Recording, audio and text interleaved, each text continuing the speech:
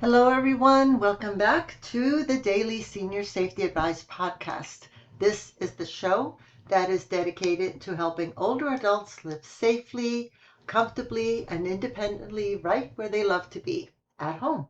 I'm Esther Kane. I'm a retired occupational therapist, a certified aging in place specialist, and a dementia care specialist. And I am really glad that you're here with me today. Hey, if this is your first time listening, welcome. And if you've been here before, thank you for coming back. Now, please remember, of course, if you haven't yet, to subscribe, share this episode with someone who could use it, and visit us at seniorsafetyadvice.com for even more tips and resources. Now, today, we're going to be talking about something that touches so many lives. I'm talking about chronic pain.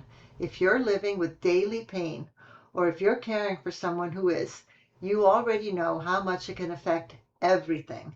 Not just comfort, but confidence. Not just movement, but safety. So today, we're going to walk through practical, real-world ways to make the home a safer and more comfortable place, even when pain is part of the daily picture. So let's start by just getting honest about what chronic pain actually is, because I think a lot of people kind of downplay it. They say things like, oh, it's just my arthritis, or it's always been there. I'm used to it. And I understand that. When something has been with you for years, you adapt. You find ways around it. I injured my back and my shoulder years ago during a lift to help a person in a coma. When I was working in head injury, a person in a coma who was well over 400 pounds. It took 7 of us to get him into his room at the rehab facility. And so ever since then, and that was many years ago, but ever since then, I've had this nagging shoulder and back pain. So yeah, you do adapt to it. But here's what I want you to hear today. Chronic pain is not just a discomfort issue. It is a safety issue. And that's not meant to scare you.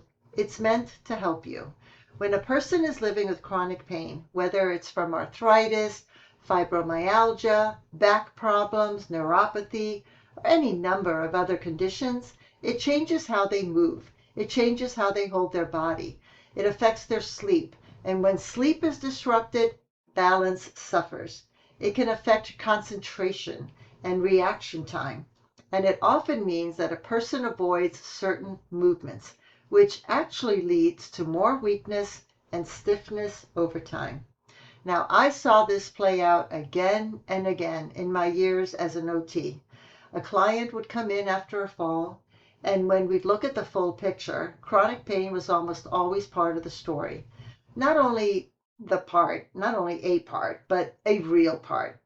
So today we're going to look at this whole picture. We're going to talk about the home environment, movement strategies, medication considerations, and caregiver approaches that can make a real difference. Now listen, when someone is managing chronic pain, the home environment can either fight them or support them. And a few thoughtful changes can tip the balance in a big, big way. So let's talk about the bedroom first, because pain and sleep go hand in hand, and not always in a good way.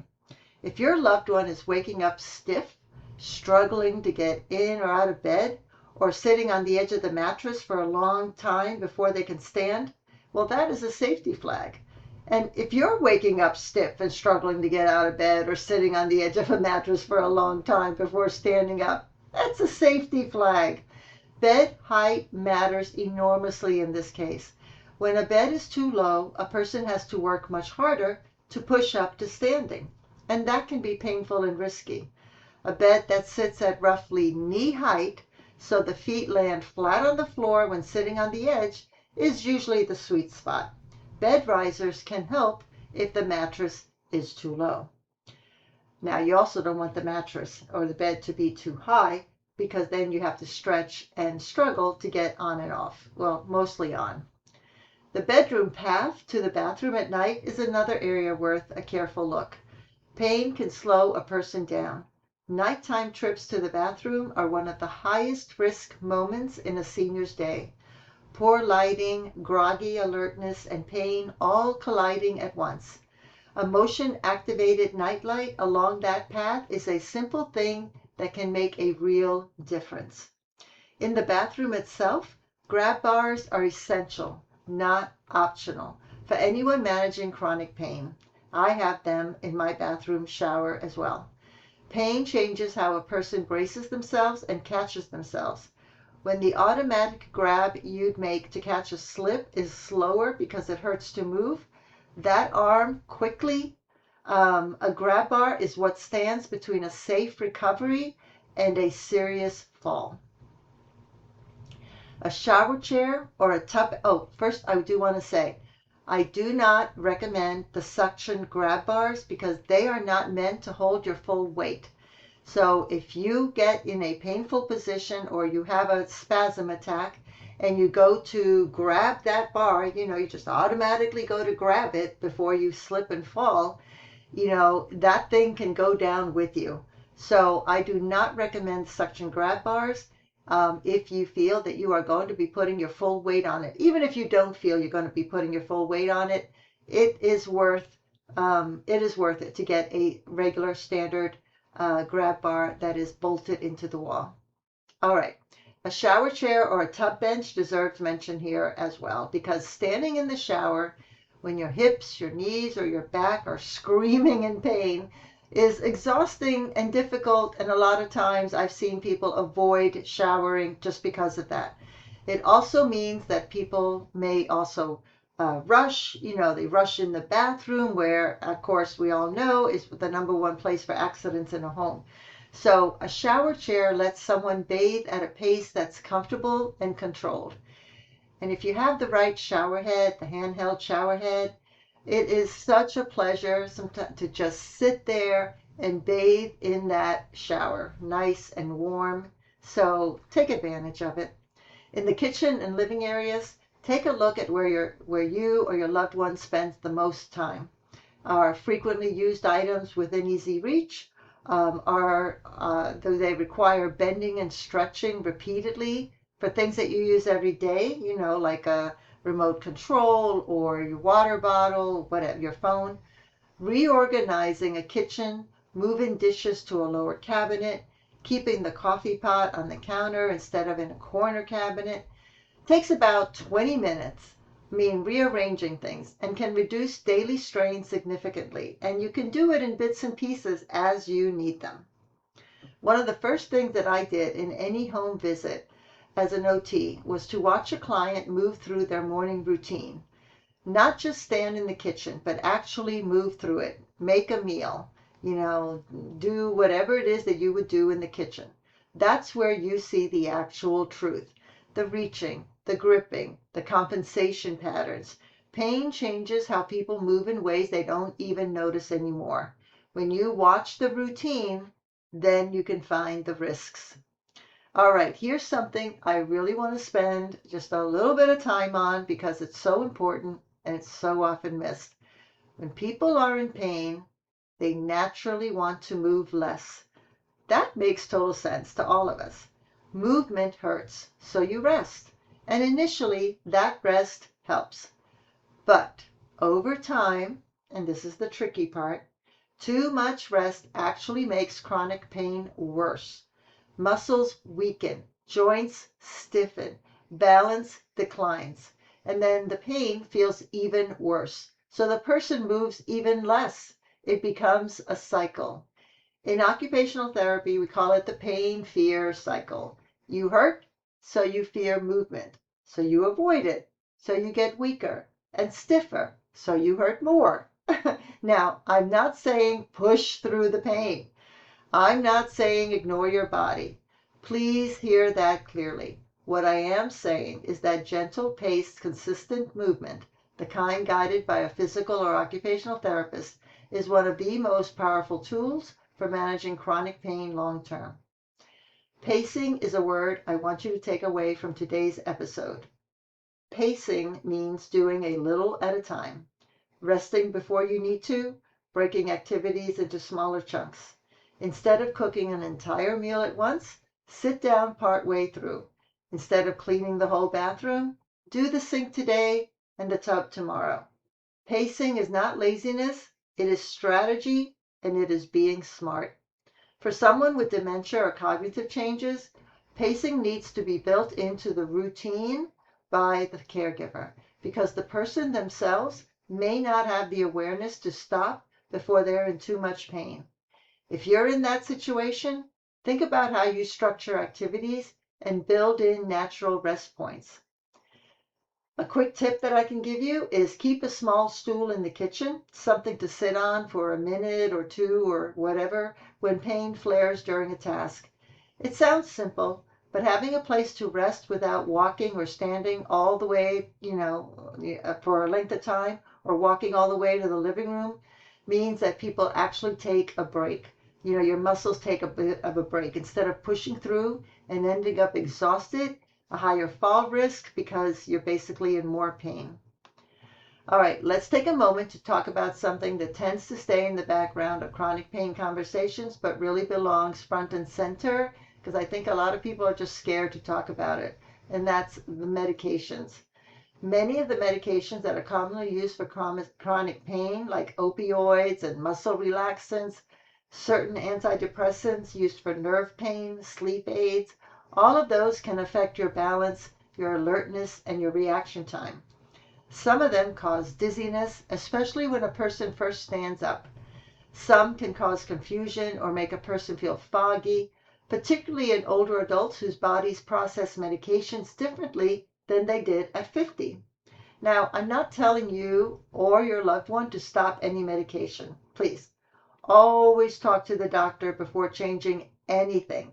What I am asking you to do is to be aware of the medications that you're taking. If you or a loved one has recently started a new pain med or had a dosage change, watch for increased unsteadiness in the first few days.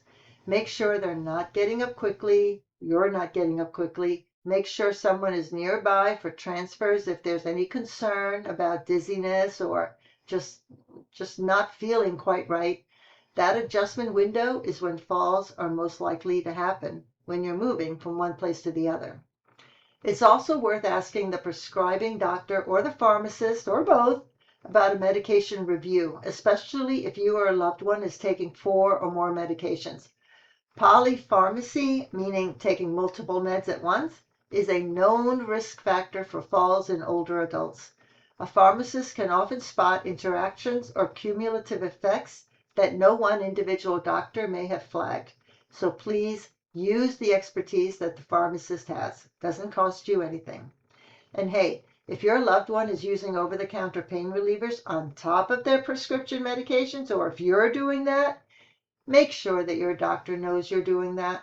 Something as common as ibuprofen can have real effects on blood pressure and kidney functions in older adults, and that can affect how you feel on your feet and your balance. Some of the most preventable falls that I've encountered in my career as an OT happen in the first week after a medication change, and I even see it now in my friends and family. No one had told the family to watch for increased dizziness. Well, I tell everybody, but not everyone listens, and I'm not there when they tell me that they changed their med. No one had said, don't let her get up alone for a few days. That gap in communication between the clinic and the home is very real, and it is something that families can bridge by simply asking, what should we watch for with this new medication? It's a simple question. Okay, let's get practical. There are some really helpful tools that can make a big difference for someone managing chronic pain at home, and I want to walk through a few of my favorites. 1. Reacher grabbers. Those long handled tools that let you pick things up from the floor or reach things overhead without bending or stretching are genuinely life-changing for people with back pain, hip pain, or shoulder conditions. A good reacher costs about $15 to $20 and can be found at any medical supply store or online on Amazon. I use a reacher because I have tall cabinets and I have my paper towels stored up in the upper cabinets. So I use my reacher to put the paper towels up there and to take them down when I need them. Same with toilet paper. They're very easy, they're lightweight, and they're easy to grab with the reacher. All right, Long-handled sponges and shoehorns are similarly helpful for people who struggle to bend down. Putting on socks and shoes is one of those daily tasks that sounds small, but is genuinely painful and risky for someone with hip or back problems. A long-handled shoehorn and a sock aid make that task safer and more manageable. Jar openers and ergonomic utensils are worth exploring for anyone with hand pain or arthritis or wrist pain. Gripping and twisting are two of the hardest movements for arthritic hands, or if you've had surgery on your wrist. I myself had broke every single bone in my left wrist, and I am actually currently wearing a brace, but I find it very difficult to grip and twist and hold on to things when that pain is active. Adapted tools with wider handles, softer grips, and lever mechanisms, lever knobs and doorknobs and all of that instead of the round ones, can make cooking and eating much less painful. All right, raised toilet seats and toilet safety frames are worth serious consideration for anyone whose knee, hip, or back pain makes lowering onto a standard toilet seat difficult. The getting down and back up motion is high effort and high risk for this population. A raised seat reduces the range of motion required, and a safety frame gives something secure to hold on to. Finally, supportive seating. Now this one, I think it's overlooked quite often. People with chronic pain often end up in chairs that aren't doing them any favors. A chair that's too soft, it's too low, or doesn't provide good lumbar support makes pain worse and makes getting up harder. A firm chair with armrests at the right height is genuinely therapeutic. So if you have to replace that old, recliner or whatever sofa, it's worth it to do that. It's worth it because it will save you so much trouble and future medical conditions in the future. If you're not sure what tools are the right fit for you or your loved one's specific situation, please reach out to an occupational therapist. A home OT evaluation is one of the most targeted, personalized ways to get this all right. All you have to do is ask for a prescription from your doctor, because all of this, a personalized home assessment is what helps one person's, independence in their home. And that's exactly what you want. You want to be as independent as possible. So before we close out the main content today, I want to say something that goes a little bit deeper, because chronic pain, what a lot of people don't realize is that it is actually very exhausting, not just physically, but emotionally. Living with daily pain wears on a person's spirit. It can lead to isolation because going out feels like too much effort. It can lead to depression because the future feels heavy when the present hurts all the time. And depression in turn can make pain feel worse. It is a real and well-documented connection. If the person you're caring for seems to have lost interest in things they used to enjoy, or if you've lost interest in things you used to enjoy, if you notice that you're more withdrawn, or that person is more withdrawn, hopeless, or more irritable than usual, please don't chalk it all up to the pain and just move on.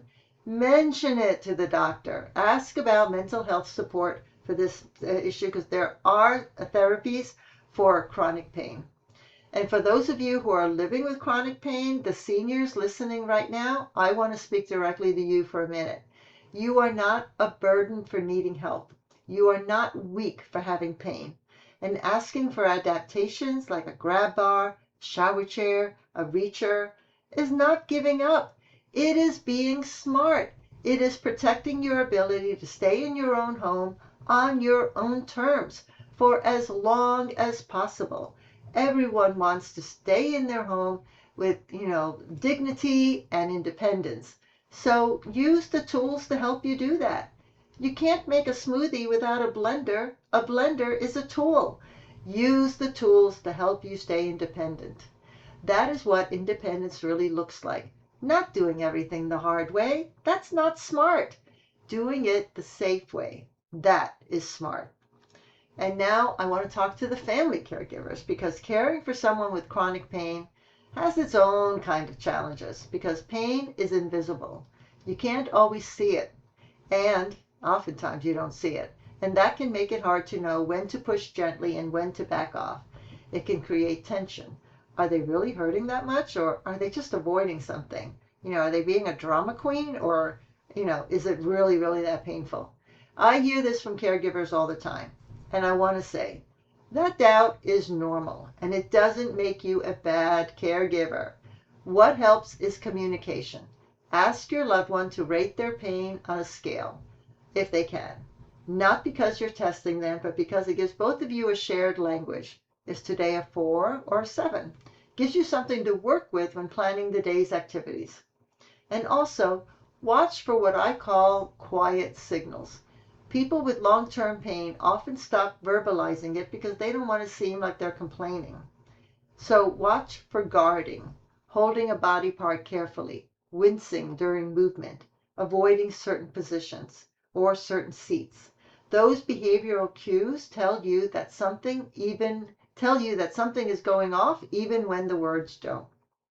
And finally this, you cannot pour from an empty cup. As a caregiver, you've probably heard this 100,000 times. Caregiving for someone in chronic pain is emotionally and physically demanding. Please make sure that you have support. Please make sure you have breaks. Remember that your well-being matters too, not just as a caregiver, but as a person. All right, I want to thank you so much for being here with me today and listening to this episode. This is one of those topics that I care about deeply because I live with chronic pain myself, and I hope it gave you something useful to take home, whether you're living with pain yourself or walking alongside someone who is. For more practical tips and resources, please visit seniorsafetyadvice.com. And if you're looking for a qualified aging in place professional to help you assess the home and find the right solutions for you, then check out aginginplacedirectory.com. If you haven't subscribed to the podcast or the YouTube channel yet, please do so. It helps this show reach the people who need it the most. If this podcast has helped you in any way, one of the biggest ways you can support it is by subscribing, leaving a review, or liking the episode.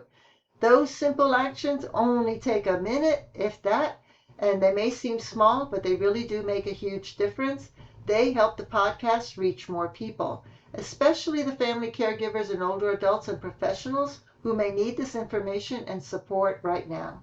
And honestly, your support helps me to continue creating these episodes each week. So honestly, thank you for being here. Thank you for listening. And thank you for helping me spread this message to others who may benefit from it. I'm Esther Kane. Stay safe, stay well, and I'll see you in the next episode.